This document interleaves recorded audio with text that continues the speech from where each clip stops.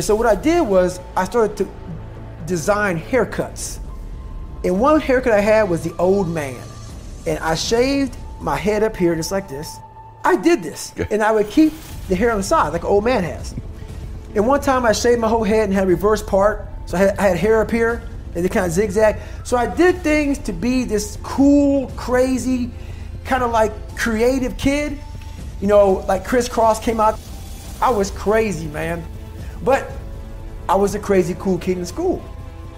So I look in the fucking mirror, I see this letter, I'm fucked up, and I'm like, you know what, man, no one's coming to help me. In this mirror, it wasn't my mom, it wasn't Principal Freeman, it wasn't my dad, it was me.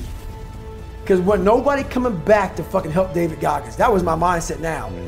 And so with my non-spelling ass, I started getting these sticky notes and writing, you're fucked up. And my mom wakes up like, what is wrong with you? I go, man, I have to change because I can't stay here. I can't, I looked at myself in the mirror and I was defeated. I go, look at myself. I'm like, who am I? So I'm defeated in this mirror and I'm like, okay, I'm changing. I said, Mom, can we please get a tutor? So we can only afford $15 a week for a tutor. So I have 4 hours a month. Okay. 4 hours a month. I had a 4th grade reading level, man. 4 hours a month for 6 months. That's all I had. So this tutor did one thing for me, very big. But basically, she saw that I was slow, very slow, and couldn't retain shit. And I think she was joking. She goes, you're gonna have to write down everything 1,000 times for you to remember this.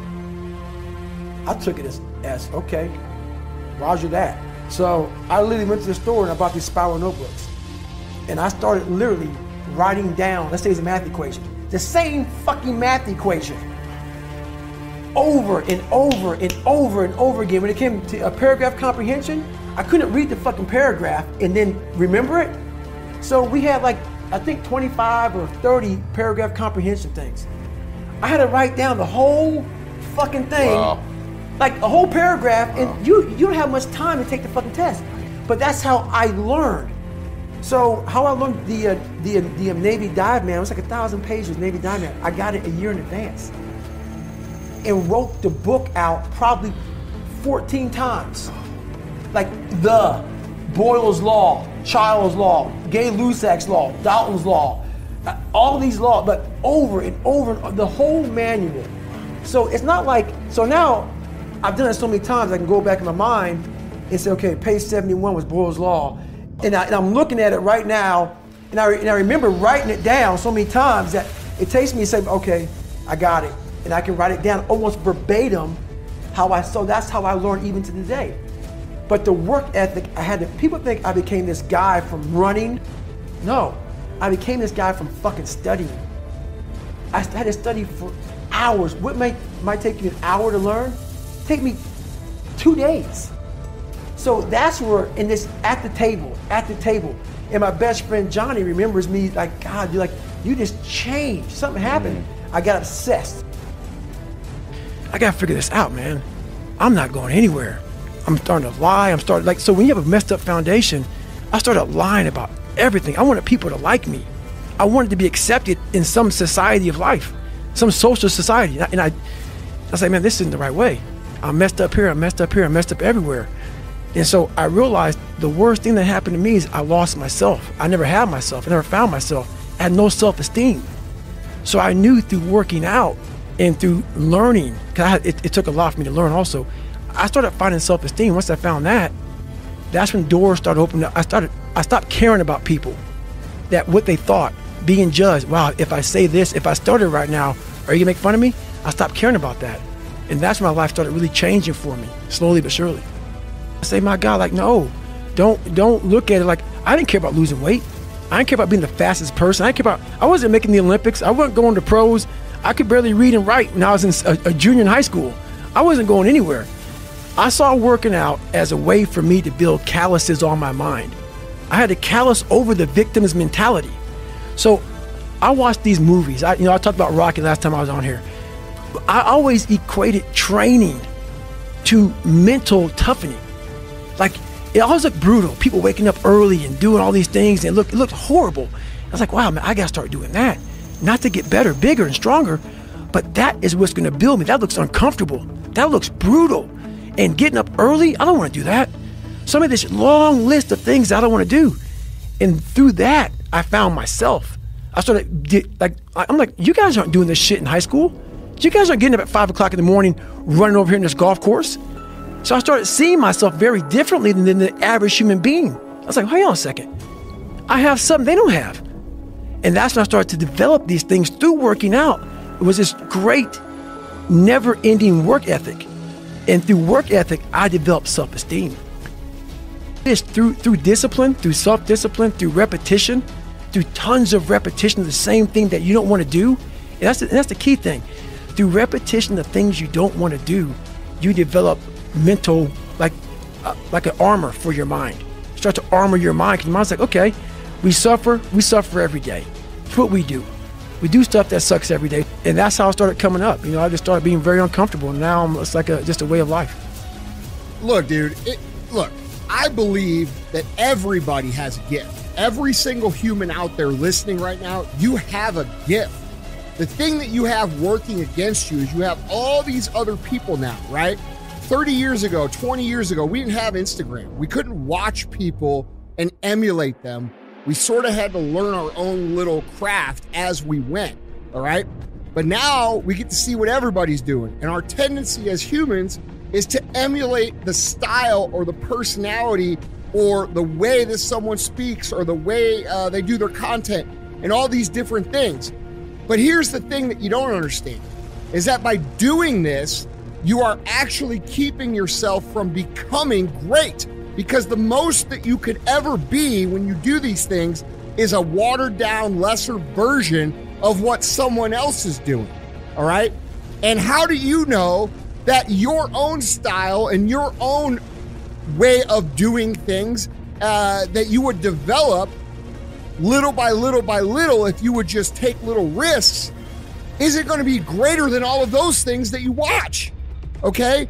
You cannot be great being a lesser version of what already exists. You can only be great when you execute against your own potential and do your own development. And that means getting up there and looking like a clown.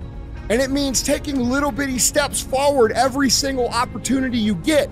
No one comes out and is just great at business or great at athletics or great at science or great at speaking. It doesn't fucking happen, man. The first speech I ever gave, I remember it, dude. There were 6 fucking people there, all right? And I had a piece of paper, and I'm reading the notes, and I was shaking. I was freaking the fuck out. There's 6 people. 6! That's where I started, man. So, like, this isn't a gift. It only seems like a gift because I worked so hard and so long to develop it. And you guys have to do the same thing if you want to be great. If you want to be good and you want to be effective and you want to be, not great, you just want to be good, then yeah, dude, take someone else's style. Emulate everything they do. Clearly it might work.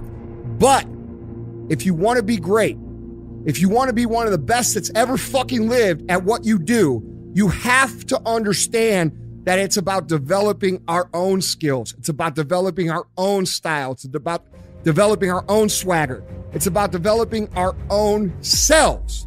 And we don't do that when we constantly look at other people and admire them or look at them for an example or steal their shit, like so popular out there these days. So if you want to be great, guys, you have to put in the work. You have to put in the talent.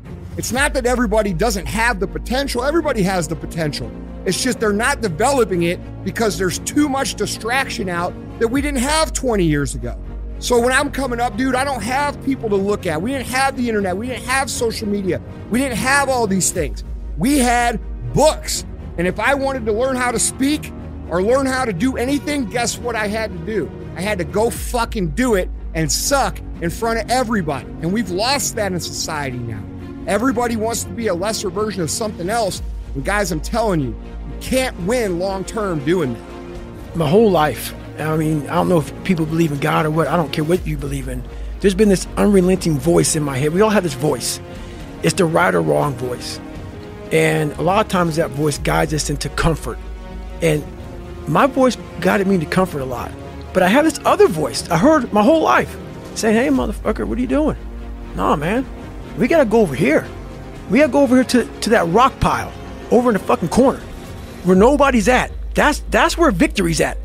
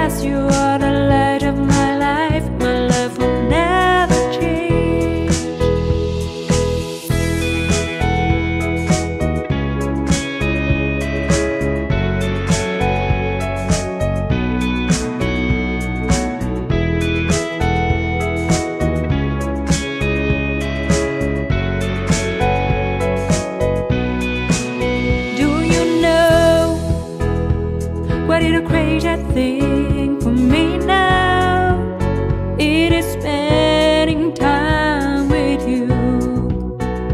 I want to stay with you forever so that I can see you, love you, and care for you.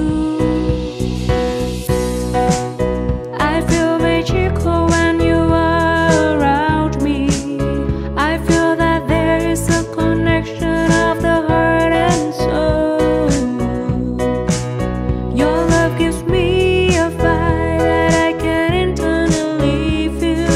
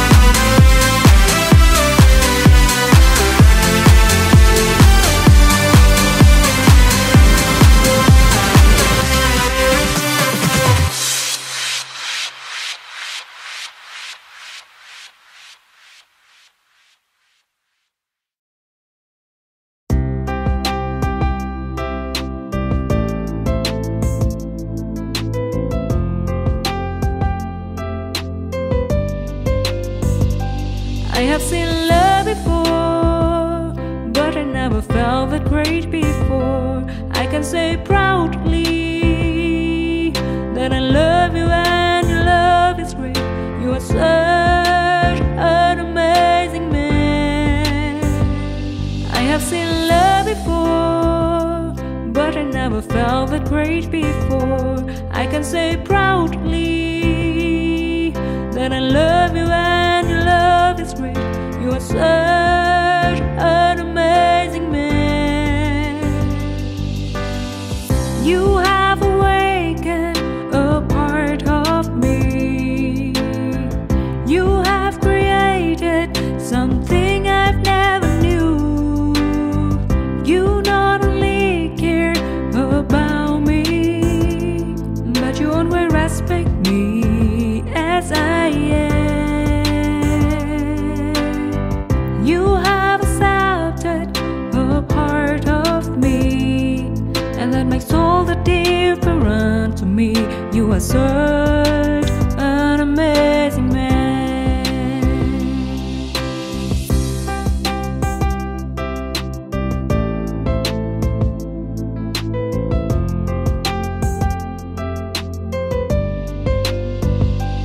I have seen love before, but I never felt that great before. I can say proudly that I love you and your love is great. You are such an amazing man. I have seen love before, but I never felt that great before. I can say proudly that I love you and your love is great. You are such an amazing man. You have awakened a part of me. You have created something I've never knew. You not only care about me, but you always respect me as I am. You have accepted a part of me, and that makes all the difference to me. You are such an amazing man. You have awakened a part of me. You have created something I've never knew. You not only care about me, but you always respect me as I am. You have accepted a part of me, and that makes all the difference to me. You are such